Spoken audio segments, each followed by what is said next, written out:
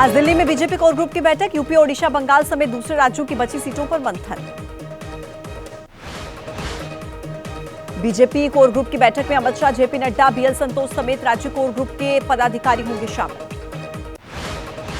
तेजस्वी यादव आज दिल्ली में कांग्रेस आलाकमान से मुलाकात करेंगे। बिहार में सीट बंटवारे को लेकर आरजेडी और कांग्रेस में मंथन होगा। बिहार में एनडीए की सीट शेयरिंग पर आज दिल्ली में बैठक होगी। बिहार के सीएम नीतीश कुमार बीजेपी नेताओं के साथ मुलाकात करेंगे। पीएम मोदी का आज तेलंगाना, कर्नाटक, तमिलनाडु का दौरा। तेलंगाना के जगतियाल में सुबह 11:30 बजे जनसभा करेंगे। पीएम मोदी कर्नाटक के शिमोगा में दोपहर 3:15 बजे जनसभा को संबोधित करेंगे। तमिलनाडु के कोयम्बटूर में शाम 5:45 बजे 4 किलोमीटर तक रोड शो भी करेंगे। आंध्र प्रदेश के पलनाडु में एनडीए की रैली, पीएम मोदी ने फिर से 400 पार का नारा दिया।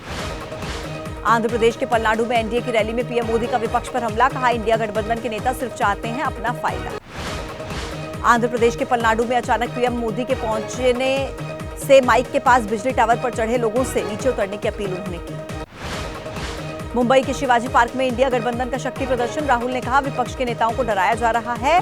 राजा की आत्मा ईवीएम, ईडी और सीबीआई में। कांग्रेस नेता अशोक गहलोत का बयान, कहा देश में लोकतंत्र की हत्या हो रही है, इसी के खिलाफ विपक्ष के मंच पर आया। विपक्ष की रैली में तेजस्वी यादव ने कहा हमारी लड़ाई मोदी से नहीं बल्कि देश में सबसे बड़ा दुश्मन बेरोजगारी और महंगाई से।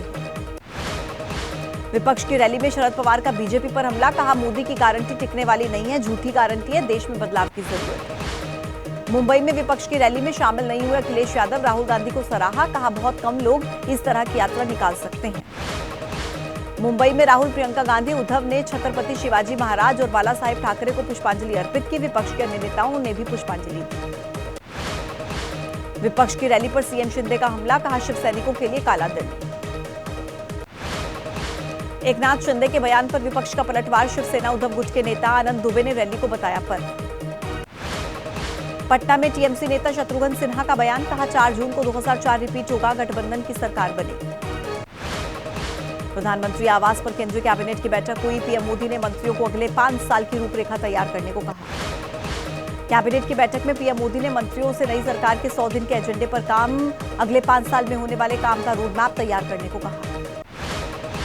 केंद्रीय मंत्री ज्योतिरादित्य सिंधिया का बयान, पीएम मोदी का लक्ष्य 400 पार को हमें पूरा करना है, चुनाव में एनडीए की होगी ऐतिहासिक जीत। आजमगढ़ में बीजेपी प्रत्याशी दिनेश लाल निरहुआ के खिलाफ एसपी के धर्मेंद्र यादव निरहुआ बोले, अखिलेश ने धर्मेंद्र को टिकट देकर गलती। हरिद्वार से बीजेपी प्रत्याशी त्रिवेंद्र सिंह रावत गंगा आरती में शामिल हुए, साधु संतों से आशीर्वाद लिए। कांग्रेस छोड़ बीजेपी में शामिल हुए राजेंद्र भंडारी, उत्तराखंड के मुख्यमंत्री पुष्कर सिंह धामी और केंद्रीय मंत्री पीयूष गोयल की मौजूदगी में शामिल हुए। यूपी की संभल लोकसभा सीट से बीजेपी प्रत्याशी परमेश्वर लाल सैनी का बयान, कहा इस बार किसी से मुकाबला नहीं। आरएसएस के सरकार्यवाहक दत्तात्रेय होसबोले का बयान, कहा अल्पसंख्यकों की व्याख्या पर पुनर्विचार होना चाहिए, मुस्लिमों को अल्पसंख्यक नहीं मानना चाहिए। आरएसएस की किसान आंदोलन पर की गई टिप्पणी पर बोले किसान नेता सरवन सिंह पंधेर, कहा किसान अपनी मांगों को लेकर आंदोलन कर रहा, ये अराजकता कहा। महादेव सट्टेबाजी ऐप मामले में भूपेश बघेल का बयान, कहा मुझे टारगेट कर बदनाम करने की कोशिश, सरकारी एजेंसियों का हो रहा है दुरुपयोग। दिल्ली जल बोर्ड से जुड़े मनी लॉन्ड्रिंग का मामला, आज ईडी ने मुख्यमंत्री केजरीवाल को पूछताछ के लिए बुलाया। दिल्ली के सीएम केजरीवाल को 24 घंटे में 2 समन, ईडी ने शराब नीति मामले में 9वां समन भेजा। मंत्री आतिशी का बीजेपी पर हमला, कहा केजरीवाल को गिरफ्तार करने की साजिश रच रही है बीजेपी। बीआरएस के कार्यकारी अध्यक्ष केटी रामाराव ने बीआरएस एमएलसी के कविता से ईडी कार्यालय में मुलाकात की। झारखंड के जामताड़ा में जेपीएससी परीक्षा में नकल का वीडियो वायरल, परीक्षा से पहले प्रश्न पत्रों की सील खुलने का आरोप।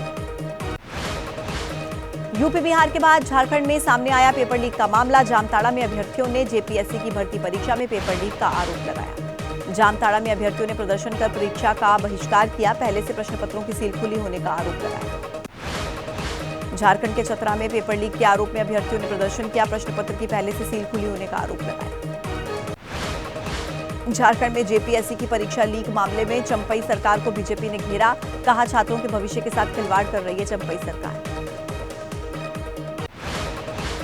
बिहार शिक्षक भर्ती परीक्षा लीक मामले में बीपीएससी ने बयान जारी कर ठोस सबूत मांगा, कहा जब तक ठोस सबूत नहीं मिलते परीक्षा रद्द नहीं होगी।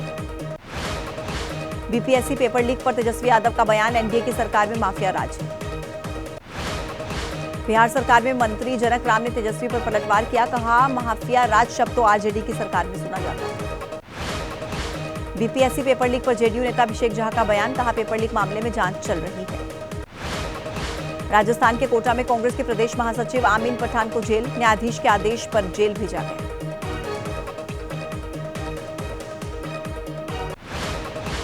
आमीन पठान के समर्थक न्यायाधीश आवास और जेल के बाहर बड़ी संख्या में इकट्ठा हुए, जमकर नारेबाजी। चुनावी बॉन्ड मामले में आज सुप्रीम कोर्ट में सुबह 10:30 बजे सुनवाई होगी। चुनावी बॉन्ड पर चुनाव आयोग ने सीलबंद लिफाफे की जानकारी वेबसाइट पर अपलोड की। बीजेडी को 900 करोड़ से ज्यादा, टीएमसी को 1300 करोड़ से ज्यादा, बीआरएस को 1300 करोड़ से ज्यादा का चुनावी चंदा मिला। चुनावी फंड पर कांग्रेस नेता अशोक गहलोत का बयान, कहा चुनावी बॉन्ड से चुनावी चंदा देश का सबसे बड़ा घोटाला। कांग्रेस नेता कीर्ति चिदंबरम का बयान, कहा बीजेपी ने सत्ता का दुरुपयोग कर चुनावी बॉन्ड के जरिए धन उगाही। सुप्रीम कोर्ट में कांग्रेस के 6 बागी विधायकों की याचिका पर आज सुनवाई, अयोग्य ठहराने के स्पीकर के फैसले को चुनौती। दिल्ली के पूर्व मंत्री सत्येंद्र जैन ने स्थायी जमानत की याचिका की, सुप्रीम कोर्ट आज उस पर फैसला सुनाएगा। दिल्ली शराब नीति मामले में आरोपी मनीष सिसोदिया की जमानत याचिका, राउज एवेन्यू कोर्ट इस पर आज करेगा सुनवाई। आजम खान सहित 4 दोषियों की सजा का ऐलान, आज जबरन घर तोड़ने के मामले में 3 आरोपी बरी।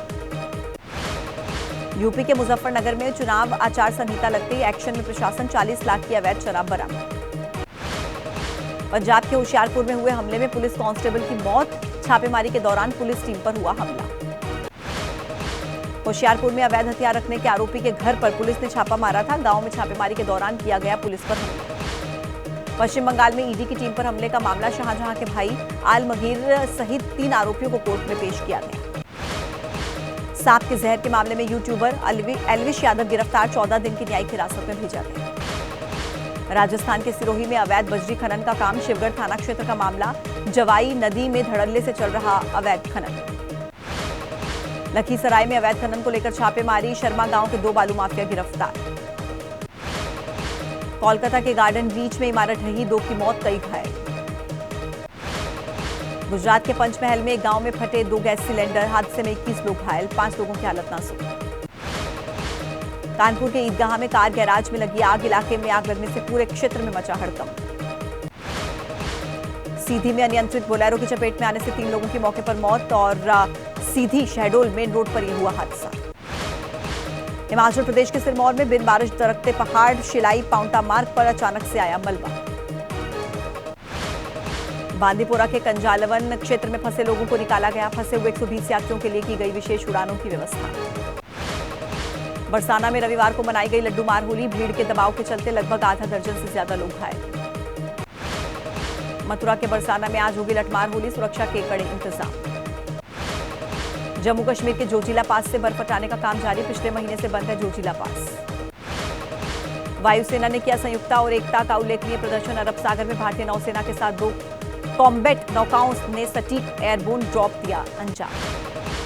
भारत सेशल्स का आज से 10 दिवसीय युद्धाभ्यास, सेशल्स के एक सैन्य अड्डे में द्वीपीय राष्ट्र के सैनिकों के साथ एक्सरसाइज। रॉयल चैलेंजर्स बैंगलोर ने WPL 2024 खिताब जीता, फाइनल में दिल्ली कैपिटल्स को 3 गेंद रहते 8 विकेट से हराकर मैच अपने नाम किया।